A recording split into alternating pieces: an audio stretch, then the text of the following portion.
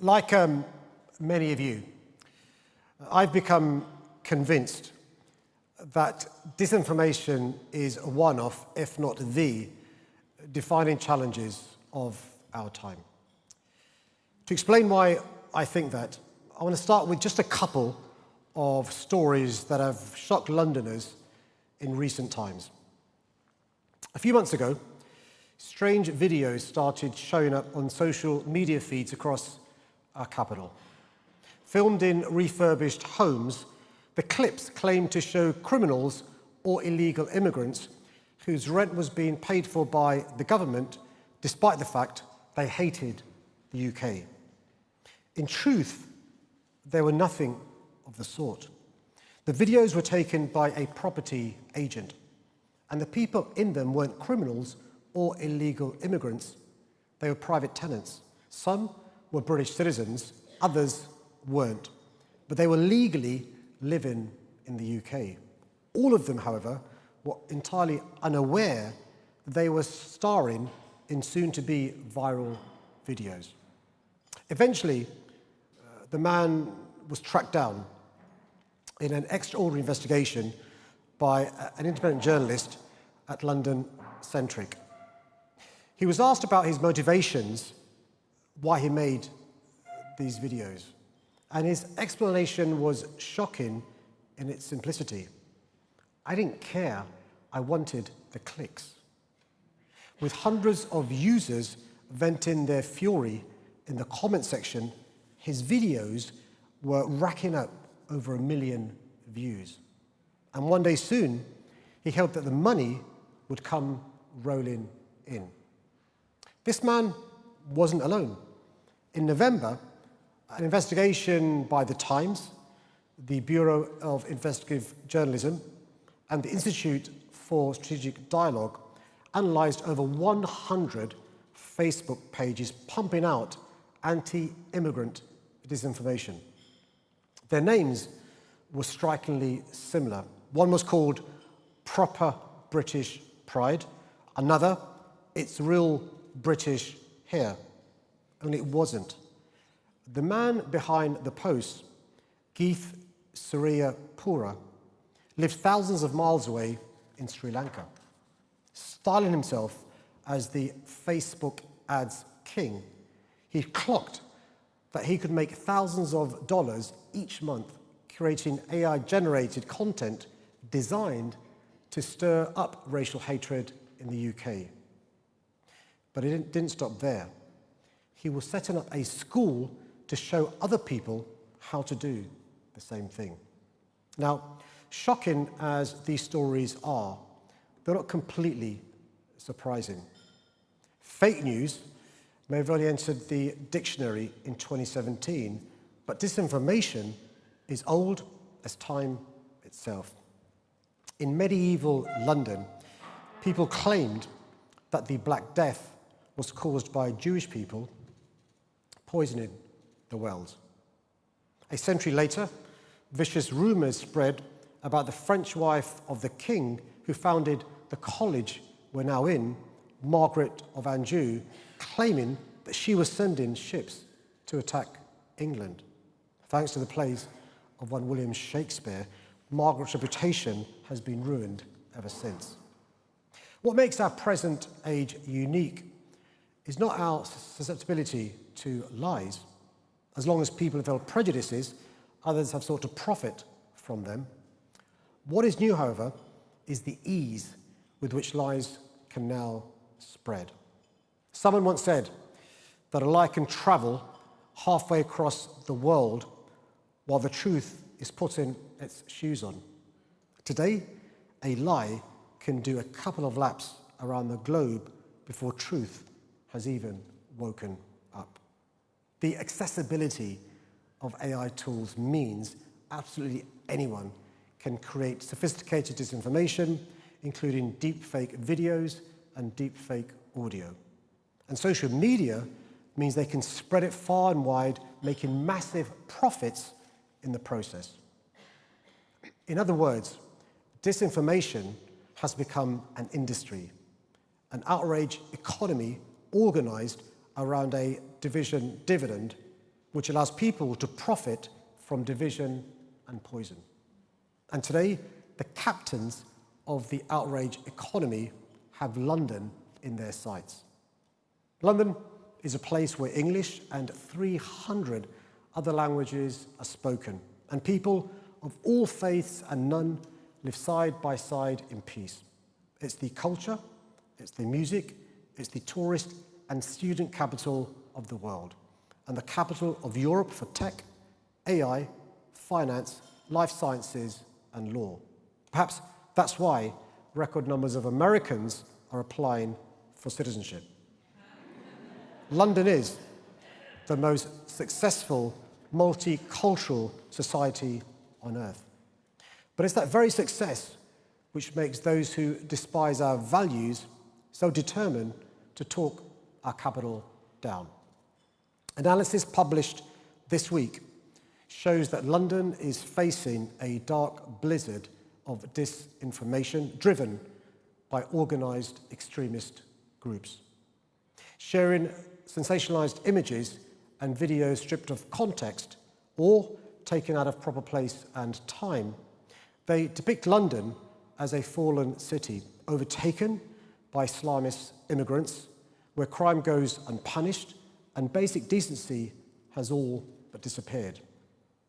Pro-Kremlin, pro-Beijing, and pro-MAGA accounts then amplify this narrative as evidence of a collapse of a Western way of life. The speed and scale of the activity we're seeing is astonishing. The Rycroft review published last month concluded, and I quote, "We're already experiencing information warfare." A new research carried out for City Hall confirms this. Narratives describing London as a dangerous city in decline have increased between 150 and 200% over the past 2 years, despite the city's homicide rate falling to historic lows. And migration-related narratives referencing London have risen by 350% during that same period. Much of this is being driven by extreme right-wing networks. In the sample they studied, analysts found that extreme right-wing networks were responsible for 39% of activity driving key narratives about knife crime in the capital, despite this falling hugely in recent years. Crucially, those networks are being backed by coordinated, inauthentic behaviour networks using AI to push out disinformation about London as far as possible. One of them, linked to Vietnam, has over 1 million followers. So it's hardly a surprise, and I kid you not, that when one adventurous Londoner flew to a remote outpost in the Amazon for a holiday, the 60-year-old man who ran this warned him that, and I quote, "You'll have Sharia law by next year, mark my words." Look, sometimes you have to laugh, but the sobering truth is that this kind of disinformation is getting harder to stop. From Telegram, where it is seeded, to TikTok and X, where it is amplified, and finally Facebook, where it is embedded in community spaces, we're witnessing the emergence of a toxic feedback loop where every event is rapidly repackaged as yet more evidence of a city and a society in freefall. And the consequences are clear. As extremists erode trust in our city and its institutions, it gets easier for them to twist online anger into offline violence. Exposure to social media conspiracy theories about London's ultra-low emission zone even drove one suburban retiree to an act of domestic terrorism recently. Kevin Rees, aged 63, detonated a homemade explosion in Sidcup to destroy one of the cameras monitoring the most polluting cars on our roads. The shrapnel travelled 100 metres, shattering a young child's bedroom window. But for the grace of God, we could have been talking about an innocent life stolen and a family plunged into unimaginable grief. The Kevin Rees Sidcup story is staggering. Sadly, though, it's not an isolated incident. The outrage economy is eating away at the basic bonds of trust that hold our societies together. It isn't just a challenge for progressives like me. I believe it's a challenge for anyone who believes in democracy wherever they are. And by the way, the same people attacking our capital have already started targeting other cities around the world. In a few years' time, I think we'll look back on London as the canary in the coal mine. But I hope we'll also see it as a place where the fight back began. Because where our capital's critics see weakness, I see strength. Of course, there's still crime in London, just as there is in every major city. We can't allow our fight against falsehood to distract us from the real challenges we face or stymie our efforts to overcome them.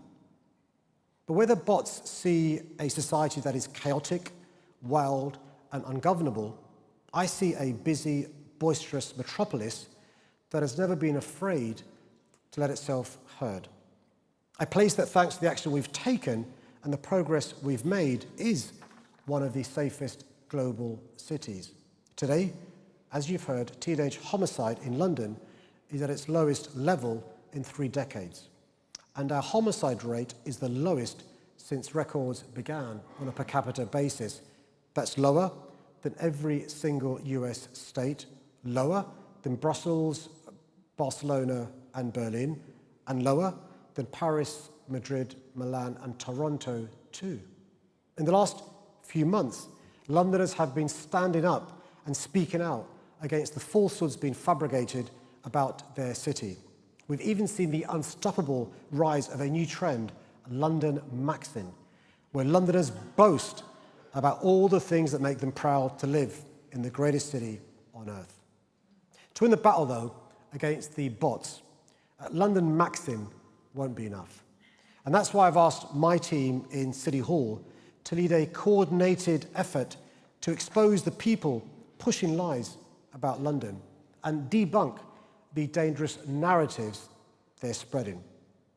We're bringing disinformation out of the confusion of darkness and into the clarity of daylight. And we're working with partners across our city, from policing to public health, to bolster our resilience in the decades to come.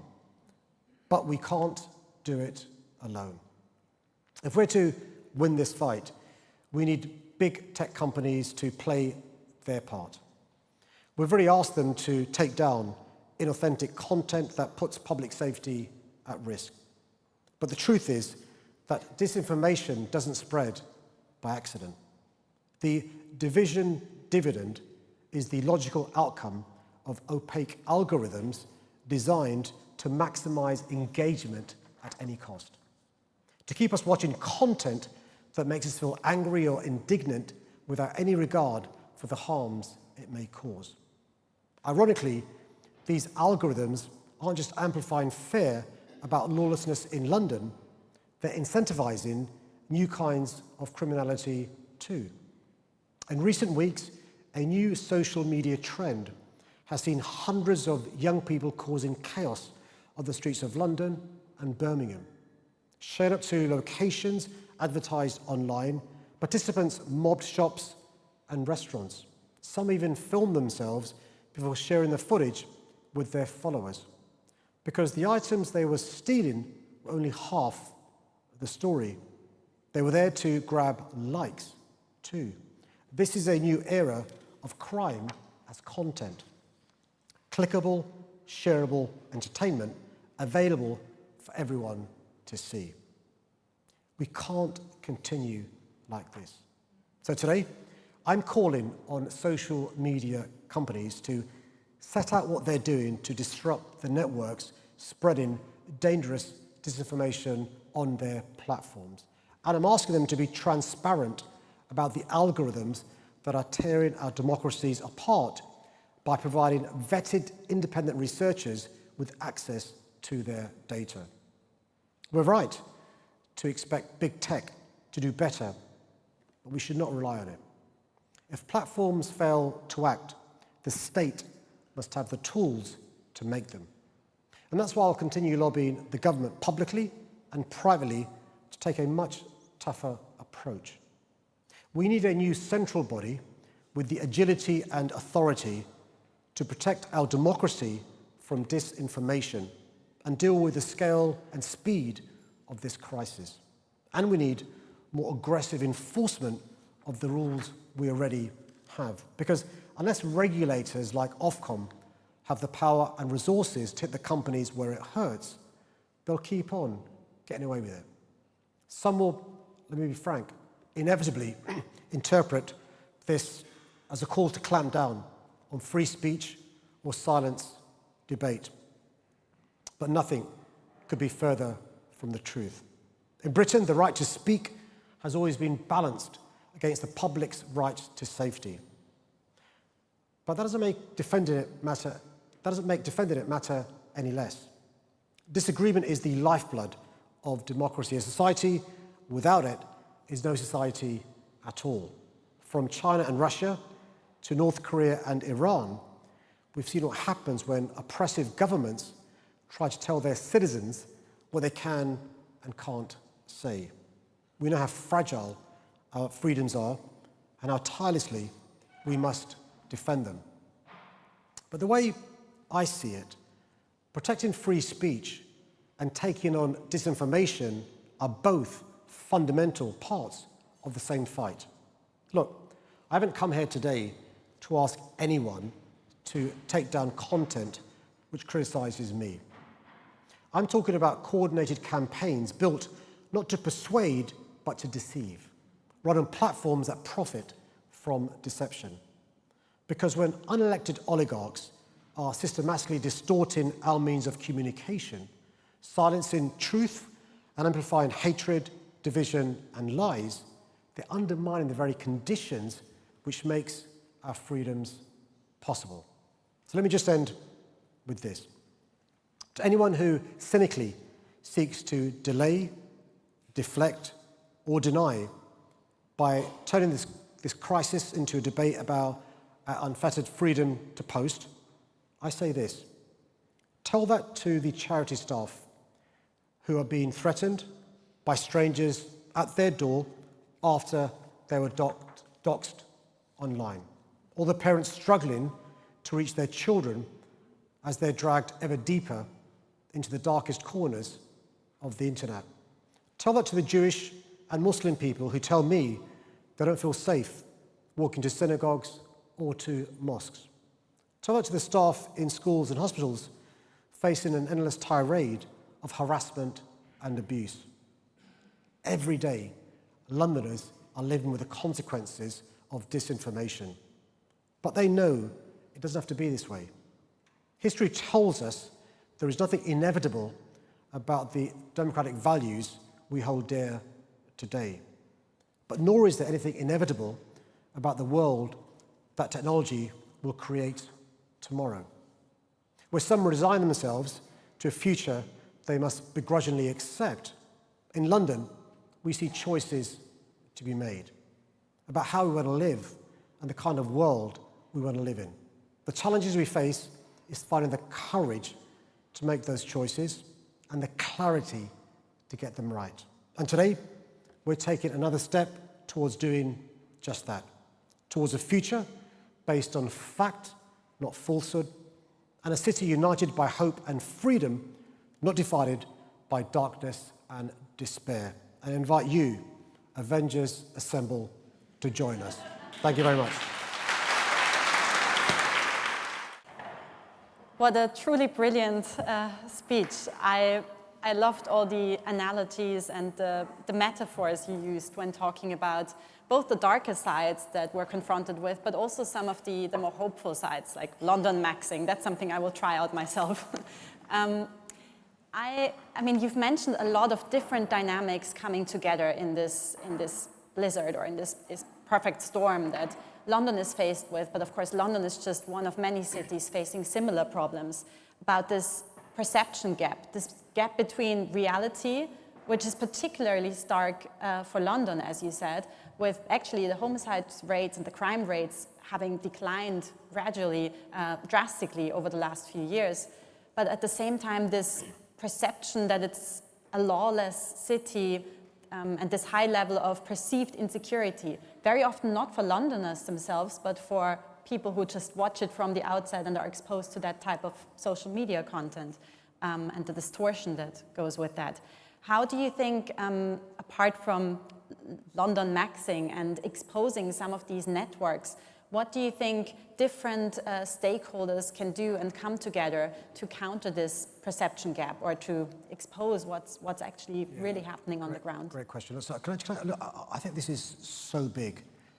I think the way big tech is behaving is the way big tobacco behaved over the last 6 decades. I mean, it's really serious. And this gap between the reality we live every day and the perception as portrayed on social media should be a source of concern for all of us.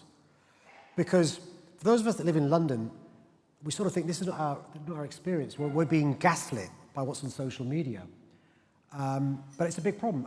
And when you discover 2 things which are really important to this story. One is this outrage economy has a dividend where people and companies make profit from poison and division, the first thing.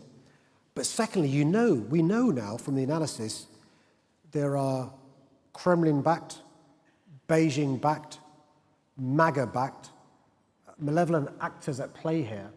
I think, firstly, just factually, we know that's not the reality of London, but I think it's unpatriotic to talk down a capital city.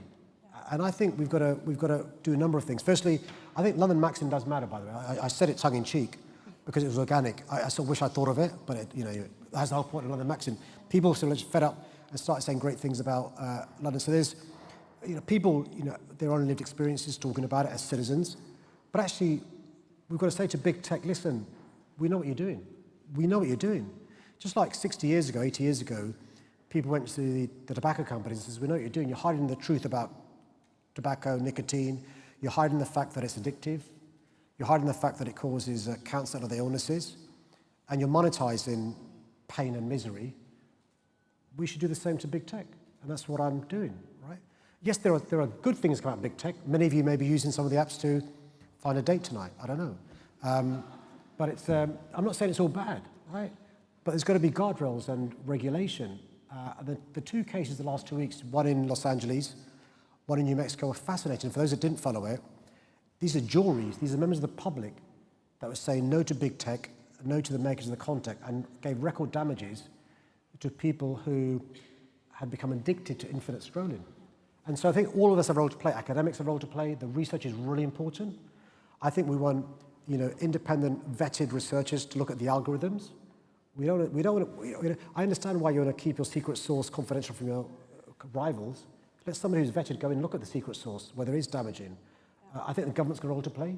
I think we need a central body. The Rycroft, if anyone's not seen this is somebody's asked to go away, Rycroft, a very prominent civil servant, and review the threats of foreign interference in our country, from foreign funding of political parties to this information warfare.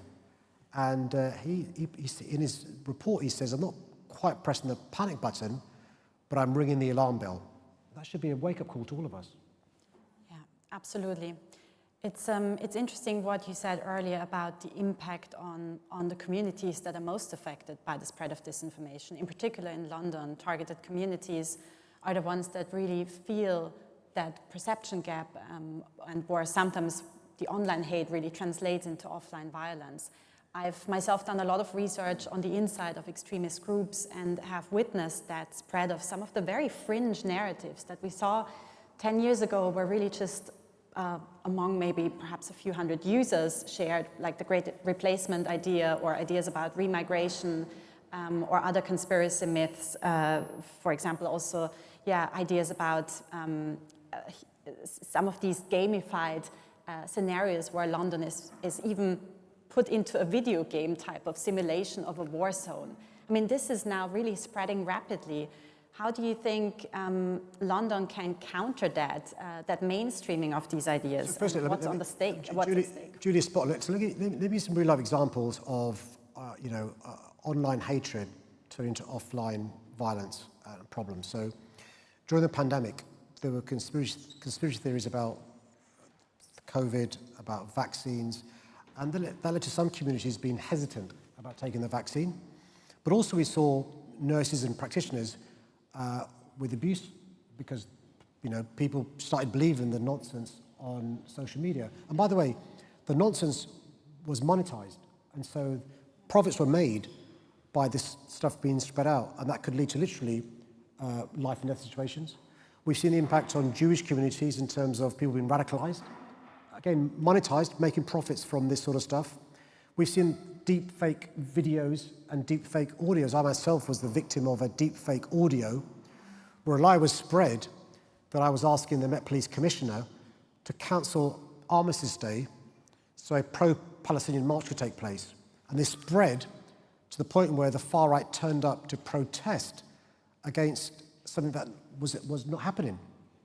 And so we've got real life examples of this sort of stuff taking place. I mentioned, clinics being doxxed and the impact on those workers there. So there are real life consequences. Community cohesion is at risk in terms of some of this stuff.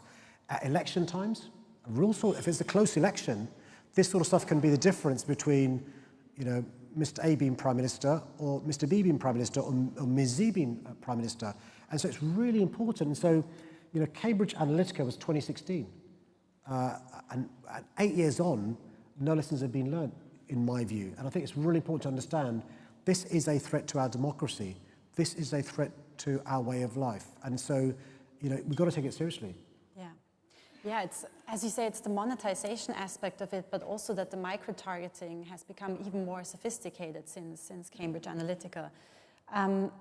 The role of state actors, and you mentioned it, but of course it is in the interest, and this is not just the consequence of potential violence or potential threats to the reputation of public-facing officials, but this is also about the long-term consequences for our democracies and the destabilizing effects that disinformation can have in the long run.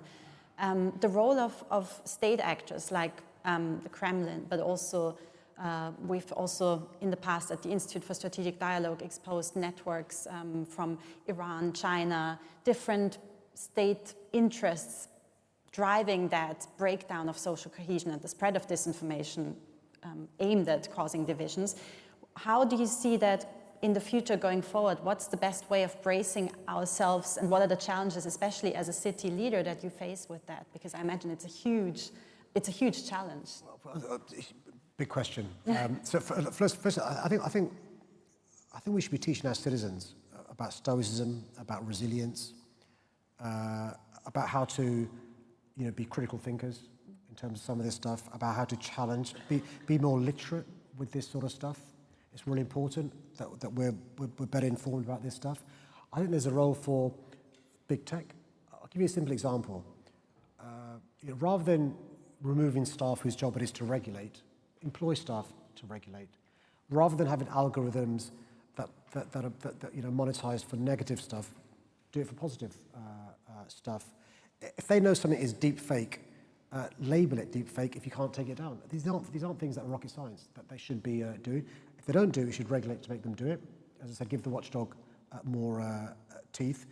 But one of the things I think we've got to be cognizant of is, and I say this in sorrow as somebody who loves America, is yes, we talk about Russia and Beijing and Iran, but don't underestimate the MAGA influence in terms of what the oligarchs want to do. There is a culture war taking place, and the culture war actually is articulated very simply. If you believe in nativism, if you believe in mono-ethnic societies, if you believe in mono-religious societies, London is the antithesis of all you stand for. We're pluralist, we are liberal, we are multicultural, and we are so successful. I mean, they hate us, right? So don't be surprised if they want to amplify negative stories about London. I mean, the fact that almost 40%, 39% of traffic around negative knife crime comes from extreme far-right groups should tell you something about why they're doing that and stuff. And so we've got to be aware of this. And we've also got to call out those mainstream politicians who jump on these bandwagons. Let me be frank, let me be quite clear.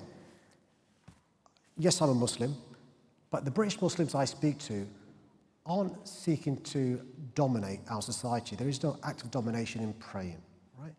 And so, just like in Trafalgar Square, I regularly host events for all festivals, Christmas carols, Easter commemorations, Hanukkah for our Jewish friends, Diwali for our Hindu friends, Vaisakhi for our Sikh friends, Pride for those from the LGBTQ+ community. Having an iftar where people break their fast is not an act of domination. What mainstream politicians are doing, though, is jumping on this bandwagon. And what we saw 2-3 weeks ago was Tommy Robinson and the extreme far right. 40% of their traffic was inauthentic content. And so I think mainstream politicians should be, rather than playing on people's fears, rather than jumping on this bandwagon, calling it out. And I think if you believe in democracy, if you're a patriot, you shouldn't be jumping on this far-right bandwagon, but challenging it. That's a good call to action. I wish more politicians were standing up to this. And we've also seen, of course, what you said, even with the national security strategy published by the US, that the aim is, or the idea of a civilizational collapse is something they're worried about in Europe, and London is one of the examples they use to paint this idea of an imminent... I'll tell you what, one of life's ironies, as I said, I love America. One of the joys of America is separation of powers. I mean, that is one of the best civilizations there is, these checks and balances between the executive, the legislature, it's just really, and the judiciary. Actually, the one person putting that separation of powers at jeopardy, a civilization, is President Trump. I liked what you said, to get to a slightly more hopeful future. I liked what you said about these, I like the term division dividends, but also what you said about perhaps turning it around in a way that it doesn't have to be negative for the companies. They could still, their business model could potentially still work. Is there any way, my colleagues in Oxford have thought about an idea of bridging algorithms, they called it, where you see that we often are exposed to just one side of a conflict. If we take sides on the conflict, we're exposed to one specific side of it. But bridging algorithms would, for example, help to also expose users to the other side of a conflict, whether that's about an international conflict. You've raised such an important point. The big difference between big tobacco and big tech is it's very difficult to see the benefits of tobacco. It's possible to see the big benefits of tech. There are huge benefits of tech. AI is so exciting, done properly. It really is. I mean, with proper guide rails, it's fantastic. And the opportunities for London are huge. And so, look, it's not for us to design a system that, makes even more profit for the big tech companies. But there are ways for them to think about not just tweaking algorithms, but thinking about the greater good. No, nobody's against them making profit. They should make profits. That creates wealth, prosperity, jobs, livelihoods are supported. But there's a way of doing it that doesn't lead to division, hatred, discourse, disinformation. But what's perverse is, if you look at and there's a couple of great journalists here who uncovered some of the stuff one of the big tech companies was doing. The algorithms are designed in a way to monetize negativity and hatred. Well, surely it can't be beyond the wit of these engineers and these tech-savvy people to not have a reward for monetizing hatred, but actually to reward good behavior. You can call it what you like, but it can't be beyond the wit of them. And by the way, if they don't do it themselves, the jury's verdict is so fascinating in Los Angeles and New Mexico. These aren't judges, these are members of the jury who probably use this stuff but realize there's a line that's been crossed. And what politicians should realize is the public want us to do this. The public want us to put in guardrails. The public want us for there to be regulations, because the consequences, if there aren't, it's worse than the Wild West. It's really dangerous. That's, perhaps a very final question, because I realize we're running out of time, but there are so many different dimensions to it. But finally, London as a city, is, as we said earlier, a great example of diversity, of openness, of also crossing boundaries that sometimes disinformation tries to tap into and cause divisions based on whether it's ethnicity, religion, or culture. How could London, as such a global city, are you optimistic about the future of London's role in creating better social cohesion, perhaps also on a global level, cohesion? No, great question. So I meet regularly with mayors of other great cities. I'm chair of something called C40, which are the 96, 97 global cities across the globe, from New York to Los Angeles, from Freetown to Dhaka. We speak regularly. All of us are facing similar challenges. London's number one in the target list. I suspect New York's not far behind for obvious reasons since January. But it's important to recognise this is coming to a city or town near you very soon. But I'm optimistic in terms of our ability to fight back. We've shown in the past how we can fight back against pernicious negative things. And if any doubt why London is the greatest city in the world and why we will succeed, Harry Styles is playing 12 nights in London this summer. Nowhere else in the world. I mean, what else do you want? Fantastic. Thank you so much. It's been a big honor and pleasure to host you. And please join me in a round of applause for Sir Sadiq Khan.